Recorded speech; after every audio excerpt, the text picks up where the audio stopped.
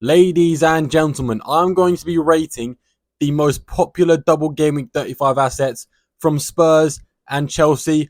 I'm going to get the four most popular from each team and I'm going to rate them out of 10. Brutally honest, I feel like I need and I want to make this video because I'm seeing some decisions people are making and I just think like, what are you doing? You know, because you're just automatically bringing in plays because they have been good, but they're not good anymore. So I'm going to give my thoughts on it. You're welcome to tell me to fuck off and not listen, but I'm going to give my opinion anyway. So let me be the kind and caring person that I am.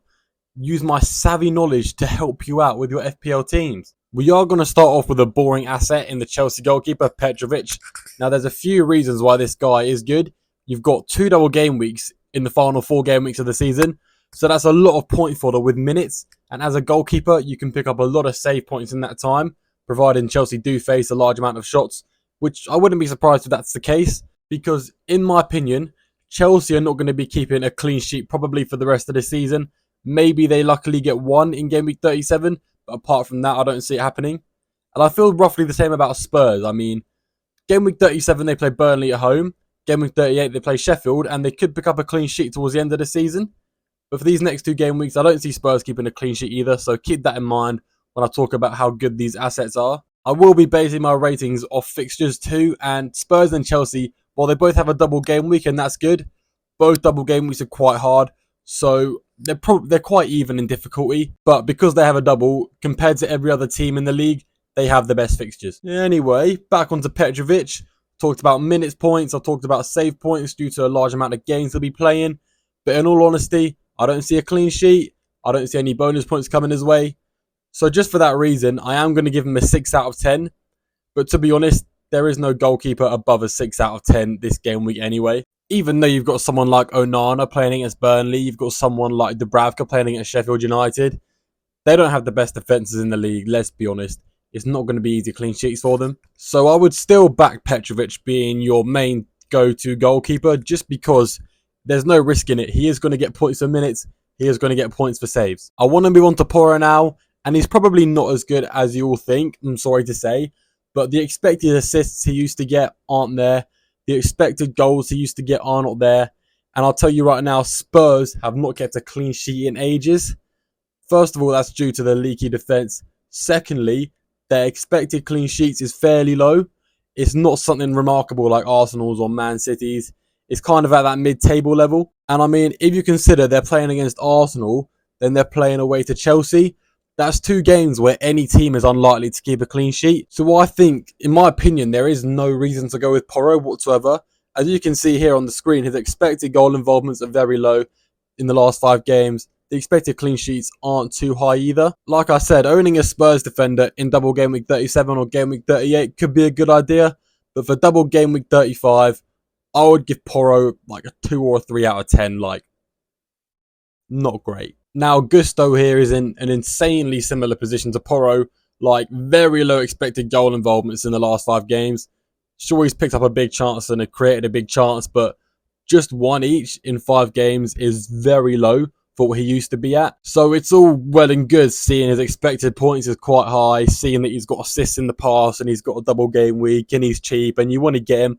But realistically, I think it's an easy cop-out. Even though I said teams like Man United and Newcastle may not keep a clean sheet against Burnley and Sheffield United, I would much rather back a Man United defender or a Newcastle defender over Gusto this game week, just because Gusto is very unlikely to get any more than 4 points. In a realistic situation for Gusto, Chelsea are not going to keep a clean sheet playing against 2 difficult teams, and with the low expected assist, I find it incredibly unlikely that Gusto is going to get an assist, especially against these difficult teams. So I would give him a pass for now. Once again, it's a 2 or 3 out of 10. I want to talk about Maddison next, and my opinion on this is not going to be popular whatsoever. Now, let's be honest, guys. Maddison is a great player. We all know it. But he's been ghosting in terms of goals and assists for a long while now. And he's got the expected data to kind of say, hey, like, I'm not even deserving these goals and assists at the moment. Sure, he plays as a number 10 for Spurs. He's very attacking. But at the end of the day, he's not involved in the attack like the striker and the wingers in that team. He's got 1.3 expected goal involvements in the last 5 games, which is very low for an attacker. It's not good at all. and for his price, it's not worth it. Along with that expected data, he's had no big chances himself, and he's only created one big chance.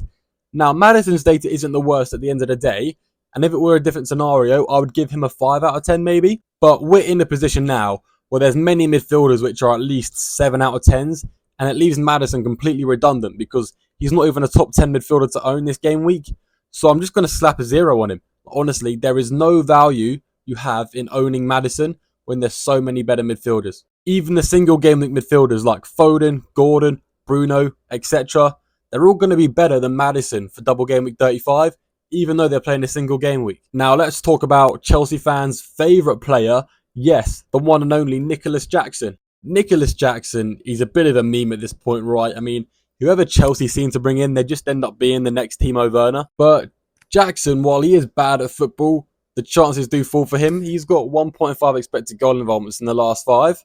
And I know that's only slightly more than Maddison, but the main stat I want to look at with Jackson is the 3 big chances. It kind of just comes down to whether he has his shooting boots on or not. If he actually decides he wants to get a shot on target, he wants to play well, I'll be looking at giving Jackson a 7 out of 10 probably.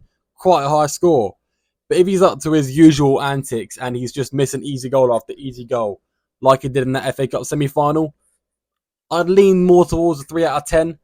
So we just meet in the middle and call him a 5 out of 10. It's a good little risk to take because not a lot of people are going to own him, as well as the fact there's not many good strikers in double game week 35. He could be worth going for. Bottom line is we do need to remember he's playing a double game week, and as long as he doesn't pick up a yellow card, that's a guaranteed 4 points because he does start pretty much every game. And even if he gets 1 goal contribution, maybe even for a few bonus points, he could get quite a high score at the end of the double game week. So it's not someone you should just write off. It's definitely someone you should consider. Now, guys, we are moving on to the big hitters. I want to go into Heung-min Son right now with those 2.5 expected goal involvements in the last 5 games. It's a lot higher than anyone else we've looked at so far. Another stat to mention is shots in the box. He's averaging more than 2 shots in the box per game, which is also very promising. But we don't need stats to know how good Son is as a player and an FPL asset. Spurs are on quite a good form at the moment, and Son is the striker of that team. He's bound to be involved in some goals at some point. The only real drawback is those tough games against Arsenal. We all know the Arsenal defence is so solid and incredibly hard to break down. But I do think Spurs will get at least 1 goal. I don't think Arsenal are going to keep a clean sheet. And then you've got away to Chelsea. And because Chelsea are so inconsistent, you really don't know how it's going to go.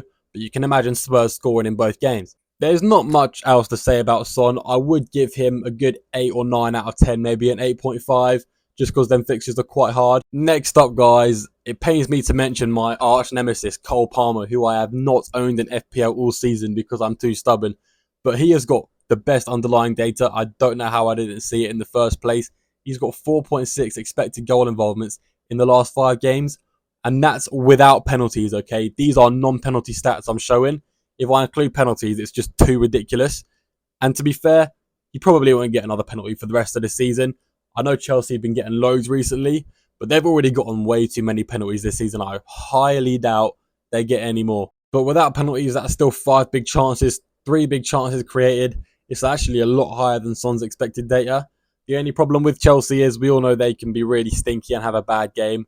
But at the end of the day, Cole Palmer, with that data and his recent form in a double game week, it's a 10 out of 10. You can't go without him, especially for how cheap he is. On to our final player now of this video, and we are going to be discussing my super differential, the player who I think is the most underrated asset for double game week 35, and that is Brennan Johnson from Spurs. And if you look at these underlying stats I'm showing on the screen right now, you already know why I put him up there with one of the best double game week plays for this game week. I mean, he's got so much expected data, it's quite a bit above Son. But at the same time, I still wouldn't put Johnson above Son in my FPL team. This is because Johnson has a bit of a weak spot, should I say. He has 2.79 expected goals, and he's only scored 1 of them. He's had 6 big chances, and he's only scored 1 of them in the last 5 games. Guys, that is alarming. That is bad. In fact, it may even be a reason for Ange Postecoglou to rotate him. Like, it's great he's involved in so many potential goals, so many potential assists, but if he's going to stink out the gaff like a Nunes, like a Jackson, then it may not be worth owning him at all. I don't want to bring him in my team and have him not play and have Kulusevski play over him instead. But With that being said, the upside to Johnson is so high because he gets those expected goals. He is going to get them big chances no matter who he's playing against. And if he does get a goal for you, if he does get an assist for you, it's going to be a differential haul because not many people are going to own him, because not many people will actually take the time to look at these stats. So in conclusion, I do give Brennan Johnson an 8 out of 10 purely because he's not clinical. If he was a clinical player, he would be a 10 out of 10. But also, he wouldn't be a differential because everybody would own him. But yeah, guys, those are my humble opinions on this game week's double game week assets. Let me know what you think. Let me know what you disagree with. Let me know if you think I missed anyone out. But if you did make it this far, thank you very much for watching the video. I appreciate it, and I will see you next time.